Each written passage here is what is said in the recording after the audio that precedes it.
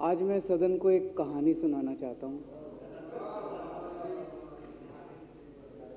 कहानी का शीर्षक है चौथी पास राजा।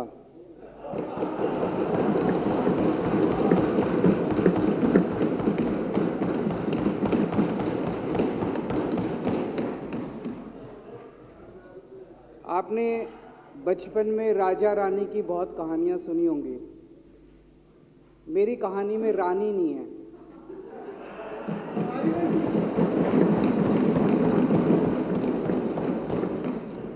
बस राजा है। ये एक ऐसे राजा की कहानी है अध्यक्ष महोदया, जो अनपढ़ था, चौथी पास था, बेहद अहंकारी था, बहुत अहंकार था, बहुत ज्यादा, और पैसे की इतनी हवस थी, इतना भ्रष्टाचारी था, इतना भ्रष्टाचारी राजा था। ये एक महान देश की कहानी है। एक बहुत महान देश था,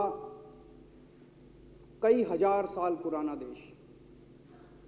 उस देश में एक गांव में एक बहुत गरीब परिवार में एक बच्चे का जन्म हुआ। जब बच्चे का जन्म हुआ तो ज्योतिषी ने कहा, गांव में ज्योतिषी होते हैं, आते हैं, वो पतरी बनाते हैं। ज्योतिषी ने कहा, माई तेरा लड़का बड़ा होके बहुत बड़ा सम्राट बनेगा। माई को यकीन नहीं हुआ, मेरा इतने गरीब हूं मैं, कहां से मेरा बेटा सम्राट बनेगा। तो उसने कहा, नहीं, तेरे बेटे के ग्रह बताते हैं तेरा बेटा बहुत बड़ा सम्राट बनेगा। बेटा धीरे धीरे बड़ा होने लगा। स्कूल, गांव का ही स्कूल था, स्कूल जाता था। उसका पढ़ने वढ़ने में मन नहीं लगता था। तो चौथी के बाद उसने किसी तरह से चौथी करी। चौथी के बाद उसने स्कूल छोड़ दिया। गांव के पास एक रेलवे स्टेशन था।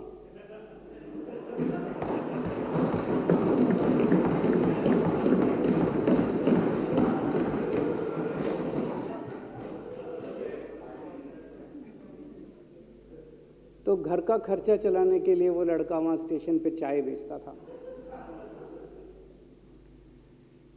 लड़के को भाषण देने का बड़ा शौक था। सारे गांव के लड़कों को इकट्ठा कर लेता, आसपास के गांव के भी इकट्ठा कर लेता, सामने वो खाट डाल लेता, उस पर चढ़ जाता और भाषण देता। धीरे धीरे आसपास के गांव के लड़के भी इकट्ठे हो गए। जिस भी चीज में भाषण देता, एक बार शुरू हो जाता तो बंद ही नहीं होता। अब ज्योतिषी ने कहा था, लड़का बड़ा हुआ, बड़ा होके एक दिन उस महान देश का वो राजा बन गया। पूरे देश में उसका नाम हो गया चौथी पास राजा। लोग उसको चौथी पास राजा कहते थे। अब उसे आता जाता कुछ था नहीं, पढ़ा लिखा था नहीं। अफसर आते, कुछ अंग्रेजी में चपर चपर करते, उसको समझ नहीं आता। अफसर जो मर्जी उससे साइन करा के ले जाते, जो मर्जी उससे साइन करा के ले जाते। अब वो कुछ पूछे अफसरों से तो उसे भी शर्म आती थी कि मैं पूछूंगा तो उनको लगेगा अनपढ़ आदमी है, पता चल जाएगा। तो उसके भी दिल में ये रहता था, यार मैं पूछूं ना पूछूं। पता नहीं किस किस चीज पे उसने चौथी पास राजा ने साइन कर दिए। फिर धीरे धीरे राजा को ये बुरा लगने लगा, यार ये मेरे को चौथी पास कहते हैं। तो उसने एक फर्जी डिग्री बनवा ली। कहीं से फर्जी डिग्री बना के ले आया, एमए की। बोला मैं एमए हूं। तो लोगों को लगा, यार ये तो ठीक नहीं है, ये तो फर्जी डिग्री हम बना के ले आया हमारा राजा। तो लोगों ने आरटीआई डाली। जो आरटीआई डालता उस पर 25,000 रुपये जुर्माना।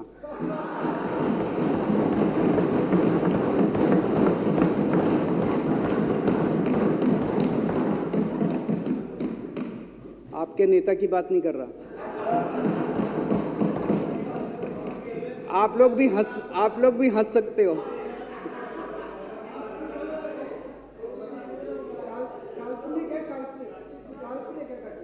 तो जो आरटीआई डाले उसको 25,000 रुपए का जुर्माना, जो आरटीआई डाले उसको 25,000 रुपए का जुर्माना।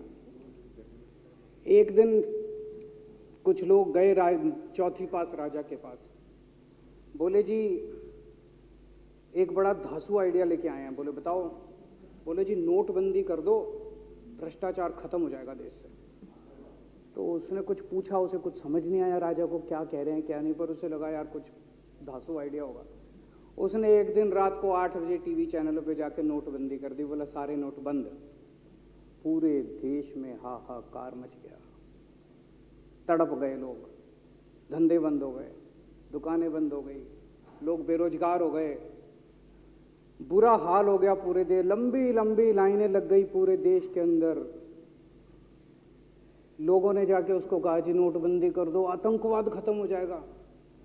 ना आतंकवाद खत्म हुआ, ना भ्रष्टाचार खत्म हुआ, देश बर्बाद हो गया। वो महान देश जिसका वो राजा बना था, वो देश 10 साल 15 साल 20 साल पीछे चला गया उस नोटबंदी से, उस चौथी पास राजा की वजह से। एक दिन कुछ लोग गए उस राजा के पास, बोले जी खेती खूब बड़ी हो जाएगी, ये किसानों के कानून पास कर दो। अब उसको कुछ अकल नहीं थी राजा को, अनपढ़ राजा था। उसने साइन कर दिए, 3 काले कानून पास हो गए किसानों के। पूरे देश के किसान सड़कों पे, जगह जगह मोर्चे, 750 किसानों की मौत हो गई 1 साल के अंदर। अंत में राजा को वो कानून वापस लेने पड़े। धीरे धीरे देश की समस्याएं बढ़ती गई, क्योंकि राजा ऐरे गहरे। इससे पहले एक और राजा आया था, मोहम्मद बिन तुगलक, वो भी ऐसे ही करता था। कभी उसने देश की राजधानी बदल दी, कभी बोला मैं चमड़े के सिक्के बनाऊंगा। उसी तरह से ये था अनपढ़ राजा, कुछ भी कर देता था। अब राजा को एक दिन लगा यार मैं तो राजा बन गया, पता नहीं कितने दिन रहूंगा। तो उसकी गरीबी में जो जीवन उसने जिया था, उसे लगा यार पैसे तो कमाने चाहिए। पैसे कैसे कमाऊं? पैसे कमाऊंगा तो जनता में छवि खराब होगी। तो उसने अपने एक दोस्त को बुलाया और उस दोस्त को बोला कि ऐसा करते हैं कि मैं तो राजा हूं, सारे सरकारी ठेके तेरे को दिलाऊंगा, सारी कंपनियां तेरे को दिलाऊंगा, सरकारी पैसा तेरे को दिलाऊंगा, नाम तेरा पैसा मेरा। तेरे को पूरे उस पे 10% कमीशन तेरे को मिलेगा, सारा पैसा मेरा। दोस्त मान गया। दोस्त को क्या था, फ्री में पैसा मिल रहा था, दोस्त मान गया। उसके बाद दोनों ने मिलके जो देश को लूटा, जो देश को लूटा। सबसे पहले वो दोस्त आया, बोला सर सबसे पहले बैंकों को लूटते हैं। तो वो बोला वो कैसे यार, बैंकों को लूटेंगे तो ये तो ठीक नहीं है। बोला नहीं ऐसे करते हैं, आप किसी बैंक के चेयरमैन को बुलाओ, उसको बोलो कि वो मेरे को लोन देगा। तो बोला लोन देगा तो वापस करना पड़ेगा। बोला वापस कौन करेगा, वापस थोड़ी करना है, आप राजा हो, वापस नहीं करना, लोन दिला दो बस। तो राजा ने एक बैंक के चेयरमैन को बुलाया, बोला इसको लोन दे। तो वो चेयरमैन की सिट्टी पिट्टी गुम हो गई, यार मैं तो मर जाऊंगा, फंस जाऊंगा, वो भाग गया। तो फिर उन्होंने ढूंढ ढांड के एक ऐसा चेयरमैन चुना जो कि सरासर भ्रष्टाचारी, जिसके ऊपर 10 फाइलें खुली हुई, जिसके ऊपर 10 केस चल रहे, उसको बुलाया। बोला देख तेरे को चेयरमैन बना रहे हैं, अब तू 10,000 करोड़ रुपए दे दे इसको, नहीं तो तेरे को जेल भेजेंगे। जेल जाना है कि पैसे दे रहा है? उसने कहा माई बाप मैं जो कहोगे जहाँ कहोगे साइन कर दूंगा। उसने 10,000 करोड़ रुपए का लोन उसके दोस्त को दे दिया। ऐसे करते करते 1,00,000 2,00,000 करोड़ रुपए इन्होंने बैंकों से लूट लिए। राजा ने, चौथी पास राजा ने और उसके दोस्त ने मिलकर 2-2.5 लाख करोड़ रुपए बैंकों से लूट लिए। अब बैंकों से पैसा लूटने के बाद उन्होंने देश को खरीदना चालू किया। सबसे पहले उन्होंने देश के एयरपोर्ट खरीदे, पहले 6 एयरपोर्ट खरीदे, फिर उन्होंने बिजली कंपनियां खरीदी, फिर उन्होंने बिजली के दाम बढ़ा दिए पूरे देश के अंदर, फिर उन्होंने सी पोर्ट खरीदने चालू कर दिए, फिर उन्होंने कोयले खदानें ले ली, फिर इन्होंने पुलिस को भेज भेज के जो लोगों की कंपनियां थी, प्राइवेट लोगों की कंपनियां, यहां बंदूक रख रख के उनकी कंपनियां छीन ली राजा ने और उसके दोस्त ने। हाहाकार मच गया पूरे देश के अंदर। इतनी महंगाई हो गई, इतनी महंगाई हो गई पूरे देश में। पहले गैस 400 रुपए सिलेंडर होती थी, चौथी पास राजा के आने के बाद 1100 रुपए सिलेंडर हो गई। पहले पेट्रोल 71 रुपए होता था, 97 रुपए हो गया। पहले डीजल 57 रुपए होता था, 90 रुपए लीटर हो गया। जब पेट्रोल के दाम बढ़ गए, डीजल के दाम बढ़ गए, तो सारी चीजों के दाम बढ़ गए देश के अंदर। हाहाकार मच गया, सब चीजों पे इसने और इसके दोस्त ने कब्जा। दूध पहले 46 रुपए होता था, 66 रुपए लीटर हो गया। बच्चों को माएँ दूध पिलाने लायक नहीं बची, घरों के अंदर छोटे छोटे बच्चों के दूध छीन लिए इसने राजा ने। सरसों का तेल 90 रुपए लीटर होता था, 214 रुपए हो गया। बताओ, धीरे धीरे पूरे देश में हाहाकार मच गया। लोग अब राजा के खिलाफ आवाज उठाने लगे, लोग उसके खिलाफ बोलने लगे। तो राजा ने कह दिया, जो मेरे खिलाफ बोलेगा पकड़ के जेल में डालो। एक के बाद एक राजा ने लोगों को पकड़ पकड़ के जेल में डालना शुरू कर दिया। किसी ने राजा का कार्टून बना लिया, उसको भी जेल में डाल दिया। किसी ने राजा का नाम गलत ले दिया, उसको भी जेल में डाल दिया। किसी टीवी चैनल वाले ने राजा के खिलाफ लिख दिया, उसको भी पकड़ के जेल में डाल दिया। किसी जज ने राजा के खिलाफ कोई ऑर्डर कर दिया, उसको भी पकड़ के जेल में डाल दिया। ना जजों को छोड़ा, ना पत्रकारों को छोड़ा, ना मीडिया को छोड़ा, ना व्यापारियों को छोड़ा, ना उद्योगपतियों को, किसी को नहीं छोड़ा। राजा ने पकड़ पकड़ के उसने चौथी पास राजा ने सबको जेल में डालना चालू कर दिया। एक महान देश कहां से कहां पहुंच गया। उसी देश के अंदर एक छोटा सा राज्य था, उस राज्य का एक मुख्यमंत्री था।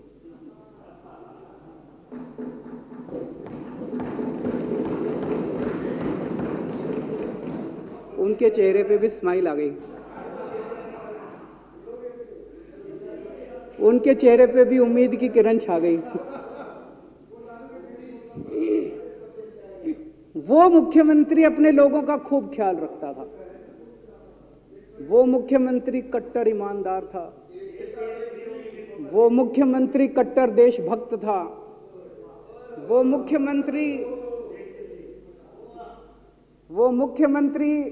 पढ़ा लिखा था।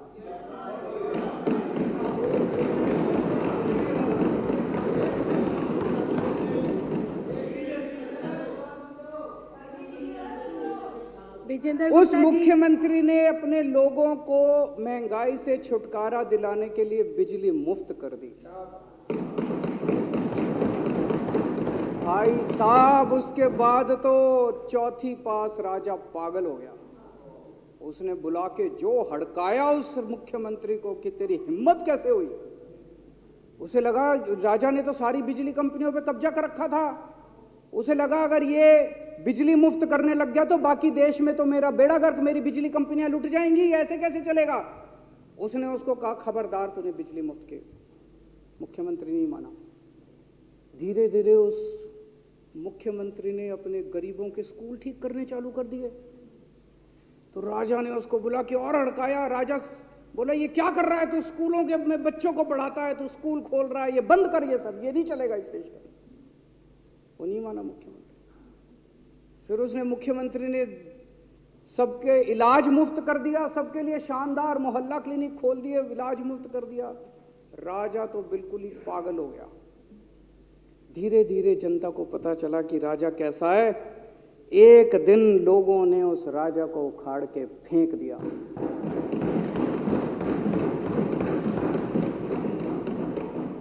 और लोगों ने एक किसी ईमानदार और देशभक्त आदमी को वहां बिठा दिया और उनकी सरकार आ गई। और उसके बाद देश से महंगाई खत्म हुई और देश रात दूनी चौगुनी तरक्की करने लगा। तो जैसे हम बचपन में सुना करते थे, moral of the story, Hindi में क्या कहते, मॉरल ऑफ द स्टोरी का मतलब भाई इस कहानी में